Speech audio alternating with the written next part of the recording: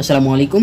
আমরা জানব পুনর্গঠিত আন্তর্জাতিক অপরাধ ট্রাইব্যুনাল 2024 সম্পর্কিত কিছু গুরুত্বপূর্ণ প্রশ্নোত্তর, যেগুলো প্রাইমারি, বিসিএস ও অন্যান্য কম্পিটিটিভ এক্সামের জন্য খুবই গুরুত্বপূর্ণ। চ্যানেলটি সাবস্ক্রাইব করে সাথে থাকবেন। জেনোসাইড কনভেনশন স্বাক্ষরিত হয় কবে? 1948 সালের 9 ডিসেম্বরে জেনোসাইড কনভেনশন স্বাক্ষরিত হয় প্যারিসের, ফ্রান্সে। জেনোসাইড কনভেনশন 1948 সালের 9 ডিসেম্বর পর্যন্ত কার্যকর করা হয়। 9 ডিসেম্বর কার্যকর করা হয়, 12 জানুয়ারি 1951 সালে। জেনোসাইড কনভেনশন 1948 সালের 9 ডিসেম্বরের কার্যকর করা হয়।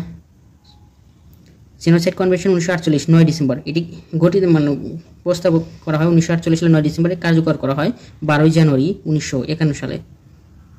2024 সালের জুলাই ও তার পূর্ববর্তী সময়ে সংঘটিত মানবতা বিরোধী অপরাধের বিচারের জন্য আন্তর্জাতিক অপরাধ tribunal, international crimes tribunal ICT পুনর্গঠন করা হয় 14 অক্টোবর 2024 সালে। প্রথম স্থাপন করা হয় 22 মার্চ 2012 সালে। আন্তর্জাতিক অপরাধ আদালত এটি প্রথম স্থাপন করা হয় 22 মার্চ 2012 সালে, আর পুনরায় গঠন করা হয় 14 অক্টোবর 2024 সালে। পুনর্গঠিত আন্তর্জাতিক অপরাধ ট্রাইব্যুনাল কার্যক্রম শুরু করে 17 অক্টোবর 2024 সালে। 3 সদস্য বিশিষ্ট আন্তর্জাতিক অপরাধ ট্রাইব্যুনাল এর চেয়ারম্যান বিচারপতি গোলাম মুর্তজা মজুমদার। 3 সদস্য বিশিষ্ট আন্তর্জাতিক অপরাধ ট্রাইব্যুনালের চেয়ারম্যান হচ্ছে বিচারপতি গোলাম মুর্তজা মজুমদার। আন্তর্জাতিক অপরাধ ট্রাইব্যুনালের প্রধান প্রসিকিউটরকে অ্যাডভোকেট মোহাম্মদ তাজুল ইসলাম।